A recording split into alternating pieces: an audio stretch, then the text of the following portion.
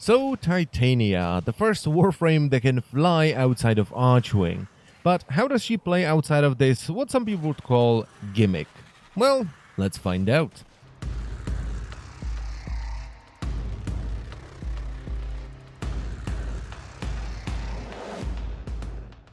So first up, to get Titania, you have to finish the Silver Grove questline, where you have to collect a bunch of different flowers. If you're having trouble finding the flowers in this quest, I made a full spoiler-free guide for the entire thing, and you can watch it by either clicking the annotation on the screen right now, or by clicking the link in the description. Titania is very squishy. She only has 100 health and shields, which both go up to 300 at rank 30 and only 65 armor. She has 100 power, which goes up to 150 at rank 30, a sprint speed of 1, which is average, and she has 3 polarities, a V, a D, and an additional V in the aura slot.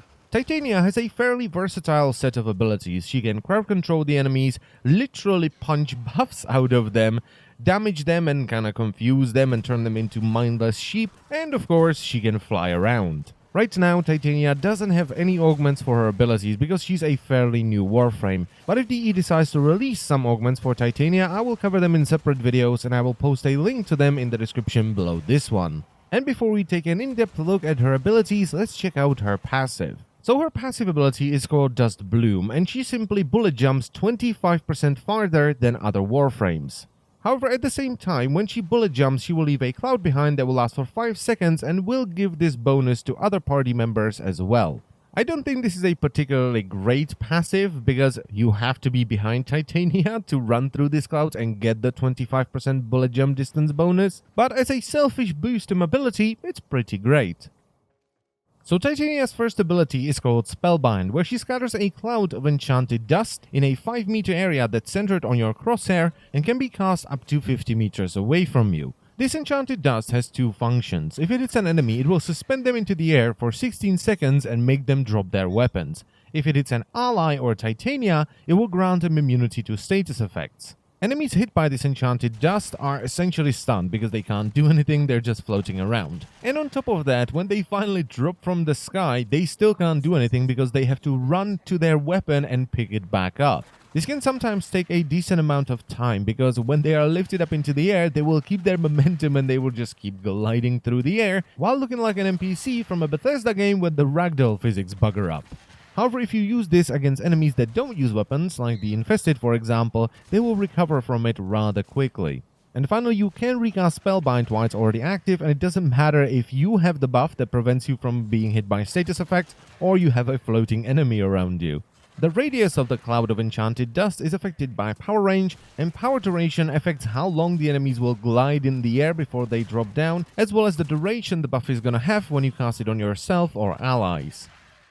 Titania's second ability is not the best ability in the world, it is just a tribute, where she punches an enemy that's up to 25 meters away for 500 damage, which separates their soul from their body, and if they survive this punch, they will have their damage reduced for 12 seconds. Now, even though Titania is a lovely little pixie, she can run over the soul, consume it, and get 1 out of 4 buffs, and the buffs you get depends on the enemy that you punch. Because obviously, pixies are very well known for consuming souls. Right? Now, the damage of this soul punch, you could say, is affected by power strength, the range at which you can soul punch an enemy is affected by power range, and the debuff duration, where the enemy is doing less damage if they survive the soul punch, is affected by power duration. And I'm saying this right now because none of the 4 buffs you can get from this are affected by any mods. The first buff you can receive is called Dust, which reduces the enemy accuracy within 30 meters of Titania by 10% for 2 minutes. This can stack up to 5 times, reducing the enemy accuracy by 50%,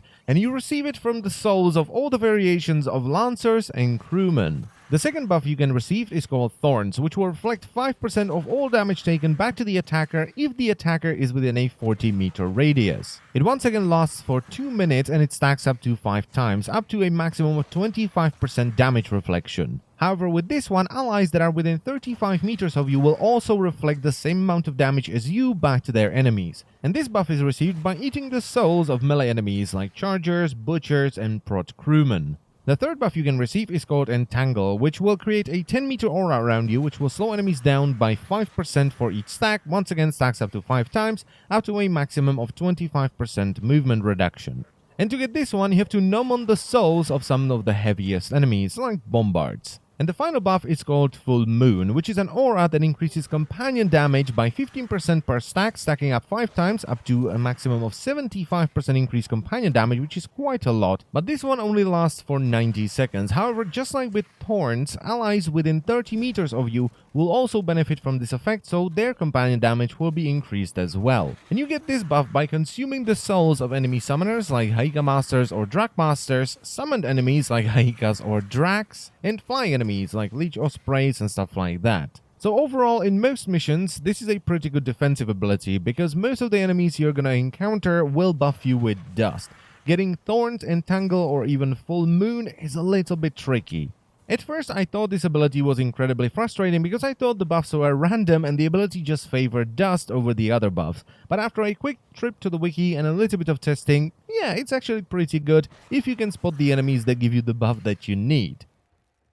Titania's third ability is called Lantern and works in a similar way to her first ability. When you cast it on an enemy that's up to 25 meters away, it will suspend them into the air. But this time, the enemy will be invulnerable, so you can't damage them. They'll be surrounded by a swarm of razorflies that will deal 350 damage every second to any enemy that walks within 2.5 meters of the suspended target. And after 25 seconds, or when you press the ability button again, the suspended enemy will explode, dealing 2,500 damage to all enemies within 8 meters. Now, that's not the entire ability, because when you suspend an enemy into the air and create a lantern, I suppose, all enemies within 20 meters will go, "Whoa, dude," and start slowly walking towards that enemy, and either die to the razorflies flying around the lantern, or die because the enemy exploded. Now, both the razorfly damage and the explosion damage are affected by power strength, the cast range, attraction radius, where the enemy will go, "Whoa, dude," and start walking towards him, and the explosion radius are affected by power range, and the duration of the lantern is affected by power duration. Now, even though the enemy that you've just suspended into the air is immune to all damage, you can still shoot them, which will send them hurtling forward, so you can create bombs this way. You can lift up an enemy into the air, shoot him into a group of enemies, and press the ability button again to detonate him, which is very entertaining, I might add. So overall, this is a very damaging ability, both from the razorflies and the explosion, because I mean 2,500 damage as base is pretty damn good. And Titania's fourth and final ability is called Razorwing, where Titania shrinks down, deploys her wings, and starts flying around Archwing style. Now, while flying around, Titania will switch to a different weapon called Dexpixia, which are dual machine pistols, and the Diwata, which is a heavy sword. Both Dexpixia and the Diwata have 160 base damage and are affected by primary and melee mods respectively. On top of that, when you take off, you will gain 50% evasion, which reduces enemy accuracy, so while you're flying around and you're very tiny, the enemies have a hard time hitting you, which does make sense.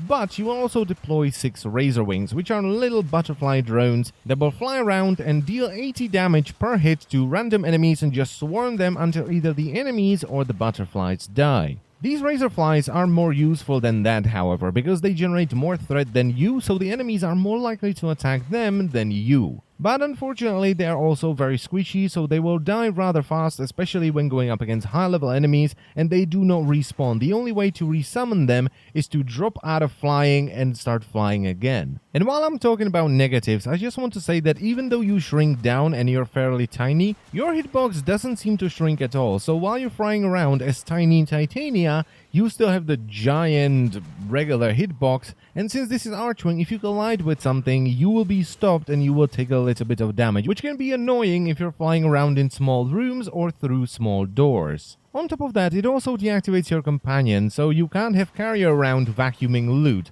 And picking up loot is a right pain in the backside with this, because you are tiny, you have to skid very low on the ground to pick stuff up. And yeah, I would not recommend this when you're resource farming. And I almost forgot that this also doesn't allow you to interact with objects. So if you have to hack a terminal or you want to open one of the doors, like you can see right here, you can't do that. You have to drop out, you have to enter your normal mode, activate the door, and then you can start flying again. But on the other hand, the damage you can do as tiny Titania is pretty good. So let's talk about the mods you can use on your weapons and your Warframe even, to increase the damage of this. So first of all, the damage of both weapons is affected by power strength, which also affects the damage of the small razor flies, by the way. And you can further increase the damage of Dexpixia by equipping your Warframe with Rifle Amp, which is an aura that increases rifle damage, even if you have a shotgun, by the way. And also with mods on your primary weapon, and basically all of them work. The only mods that don't work are weapon augments, weapon-specific mods, and acolyte mods. Other than that, physical damage mods, elemental mods, multi-shot punch-through, critical strike chance, and multiplier, status chance, all of that works. And let me just say that the stats of the weapon you put the mods on don't matter at all. You could put a build on MK1 Bratton, and it's gonna do the same damage as if you were to take the build and put it onto Boltor Prime.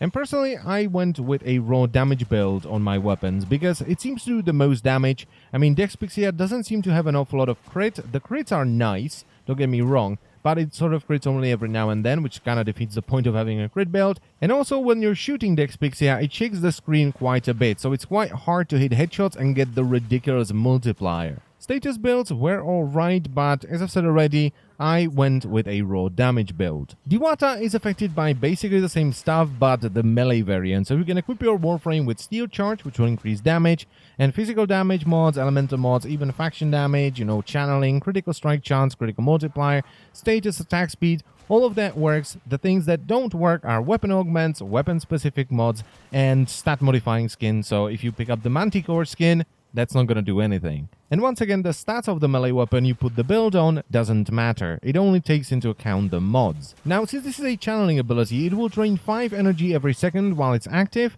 and it will remain active until you either press the ability button again to deactivate it, it gets dispelled by something like a nullifier, or you simply run out of energy. And this energy drain is affected by power efficiency, which has a big effect, but also power duration, which has a lesser effect, but it's still noticeable. So we come to the conclusion. Would I recommend Titania? Yes, I would. I think she's a lot of fun, but I'm not gonna lie, for the first couple of days I thought she was kind of meh Warframe with a gimmick because she can fly around. But that's not a problem with Titania, it's a problem with Warframe because the information you're given is just not enough. I mean, for the first 3 days, I thought the buffs from Tribute were completely random, and I was like, well, this is kind of shit. I'm just getting dust all the time. But after I went to the wiki and I talked to people and I tested it out myself, I was like, oh yeah, I was just punching the wrong enemies. I was eating the wrong souls. That's why I was getting dust all the time. But the game doesn't tell you you have to eat a different soul to get a different buff. And overall, it was just frustrating, but after I did a little bit of research, I've played with her for about a week, I know how this Warframe works, and she's a lot of fun. She has a little bit of crowd control, she has a little bit of support, a lot of damage, and she can fly around. She's awesome. So yes, definitely get Titania. The quest isn't too difficult, you don't need crazy platinum, or you don't have to grind an awful lot of stuff to get her. And that's pretty much it for the video, so I thank you very much for watching, as always, and I will see you next time. Bye bye.